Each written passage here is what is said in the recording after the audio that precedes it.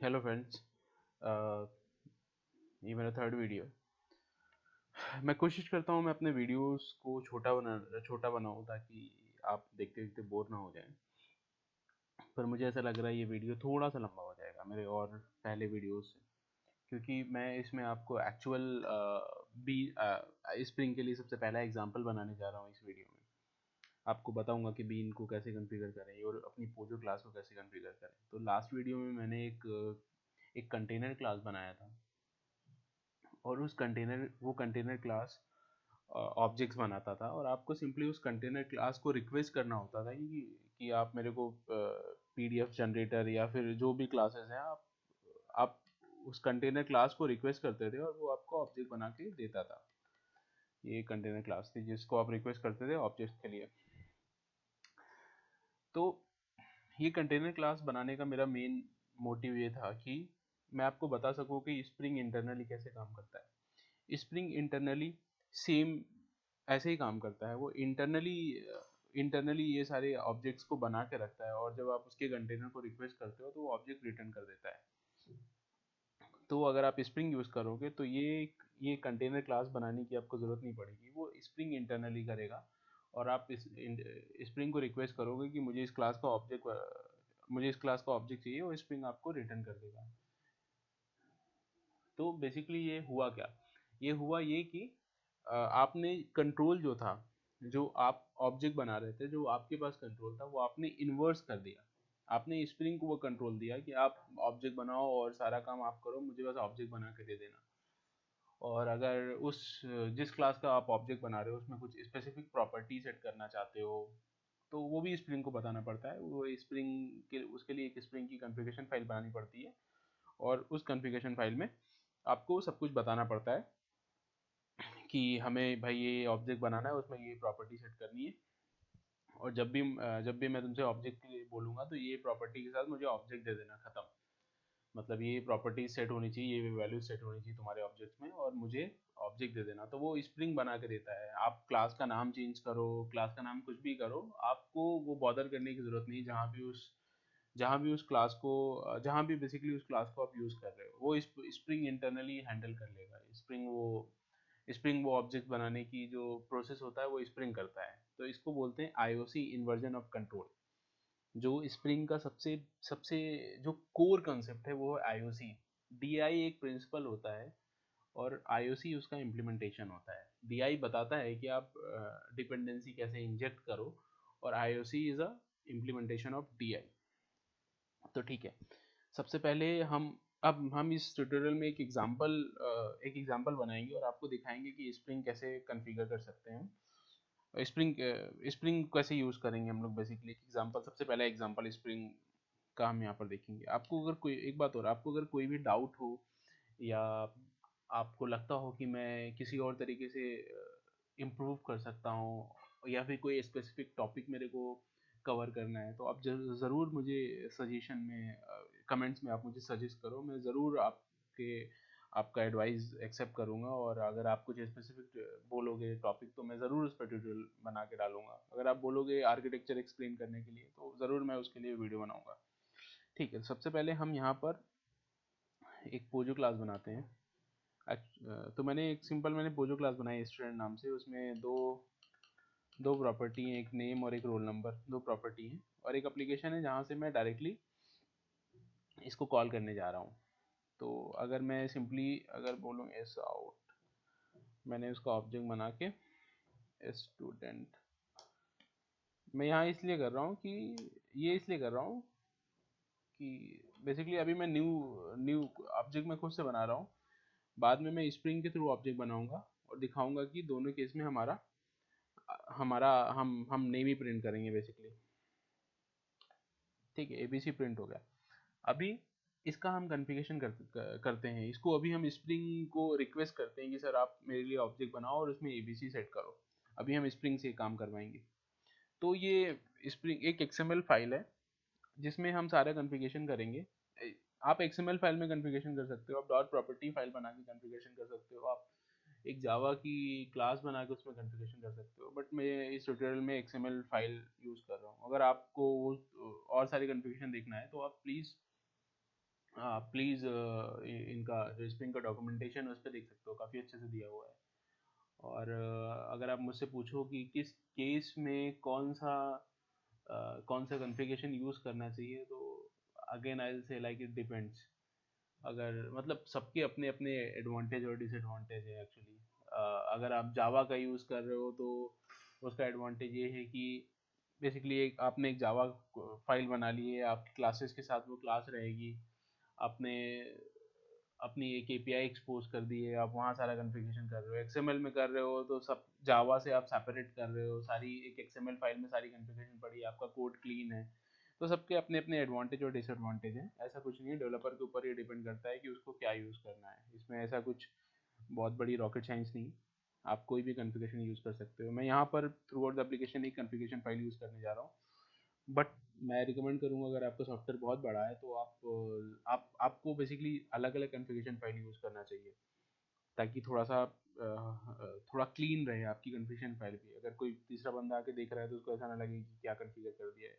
At least वो readable होना चाहिए। एक मॉड्यूल के लिए एक ही कॉन्फ़िगरेशन फाइल होनी चाहिए। तो सबसे पहले हम देखते हैं कि जो हमने ये स्टूडेंट क्लास बनाई है इसको कॉन्फ़िगर कैसे करें। तो सबसे पहले यहाँ पर हम लिखेंगे बीन नेम लिखेंगे। बीन नेम, बीन का नाम हम कुछ भी दे सकते हैं।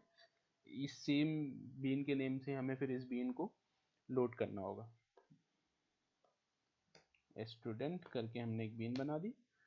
फिर उसके अंदर हम क्लास बताना पड़ेगा कि भाई स्प्रिंग को बताना पड़ेगा कि कौन सी क्लास का ऑब्जेक्ट हमें इंजेक्ट करना है। तो हमारी क्लास क्या है, स्टूडेंट।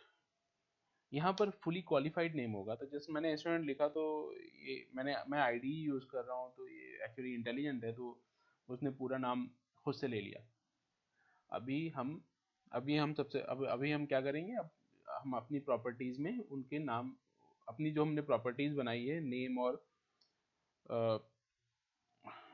रोल नंबर, उसमें वैल्यू सेट करेंगे।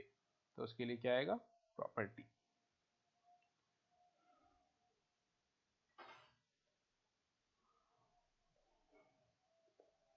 प्रॉपर्टी करके टैग होता है। प्रॉपर्टी का नाम क्या है,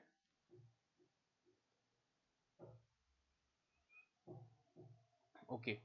ये यहाँ पर क्लोज हो गया एक्चुअली, इसलिए रेड आ रहा है। ये बीन के अंदर ही होगा, एक चीज़ आप ध्यान रखना, क्योंकि इसको बताना होगा। प्रॉपर्टी का नाम,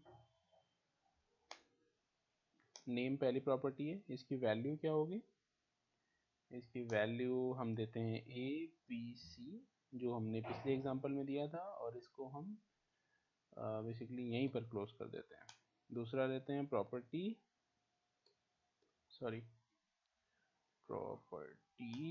नेम, रोल नंबर डालते हैं, रोल नंबर में वैल्यू डालते हैं 1 2 3।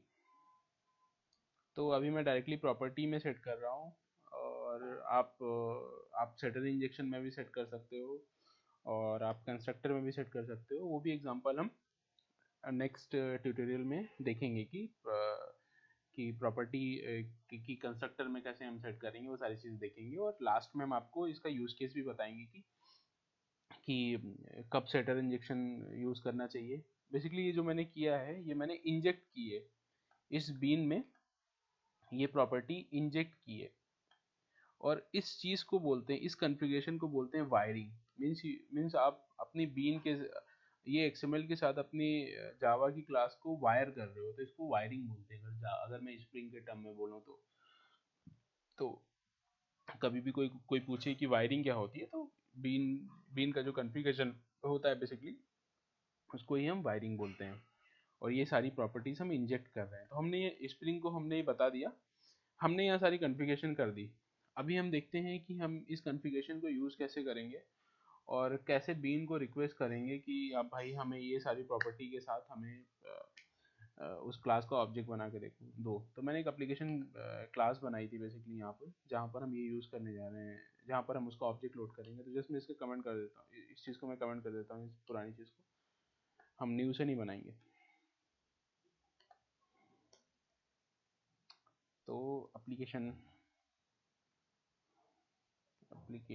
कॉन्टेक्स्ट, तो एप्लीकेशन कॉन्टेक्स्ट क्या है, एप्लीकेशन कॉन्टेक्स्ट आईओसी को रिप्रेजेंट करता है, ठीक है।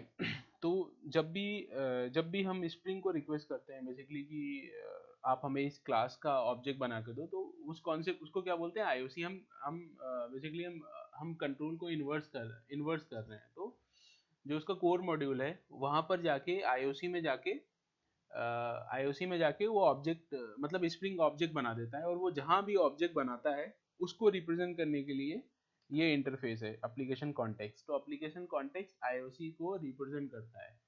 तो हमें अगर कुछ भी जो ऑब्जेक्ट स्प्रिंग बनाएंगे अगर वो हमें फेच करना है, तो क्योंकि ये आईओसी को रिप्रेजेंट करता है तो हमें आईओसी से ही बोलना पड़ेगा कि भाई वो जो ऑब्जेक्ट्स हमने कॉन्फ़िगर किया है हमें ऑब्जेक्ट बना के दो। और अभी मैं न्यू का यूज़ नहीं करने जा रहा, सॉरी, ठीक है। इसके बहुत सारे इम्प्लीमेंटेशंस भी हैं। मैं यहाँ पर class path application context use करने जा रहा हूँ। ये एक आर्गुमेंट लेता है, एक स्ट्रिंग आर्गुमेंट लेता है जिसमें आपको ध्यान दे के ये जो स्प्रिंग कॉन्फ़िगरेशन जो XML फाइल है उसको हमें उसका नाम हमें देना होगा। उसको बताना पड़ता है कि भाई एप्लीकेशन ये एप्लीकेशन क्लास पाथ में किस नाम से XML पड़ी हुई है, उस XML को रीड करो और देखो उसमें कौन कौन सी बीन है। तो एप्लीकेशन कॉन्टेक्स्ट डॉट यहाँ पर गेट बीन करके मेथड होता है, गेट बीन करके मेथड होता है। अब ये पहला क्या लेगा, ये पहला आर्गुमेंट लेता है जो भी आपने इसका नाम दिया है इस बीन का, बेसिकली स्टूडेंट नाम दिया आपने स्टूडेंट नाम दिया, तो जस्ट सिंपली आप बोलोगे यहाँ पर स्टूडेंट, और यहाँ पर स्टूडेंट करके अगर आप दे दोगे डॉट क्लास, ठीक है, कूल। ये हो गया अपना ऑसम काम, और एंटर, ठीक है। अभी ऑब्जेक्ट ले रहा है तो मैं इसको स्टूडेंट टाइप का ही लेता हूँ और मैं इसको कास्ट कर लूँगा, ठीक है। इसको मैं कास्ट कर लेता हूँ, नीचे रन देते हैं बॉस, ठीक है ना। और अगर मैं अभी बोलूँ S out student dot gate name,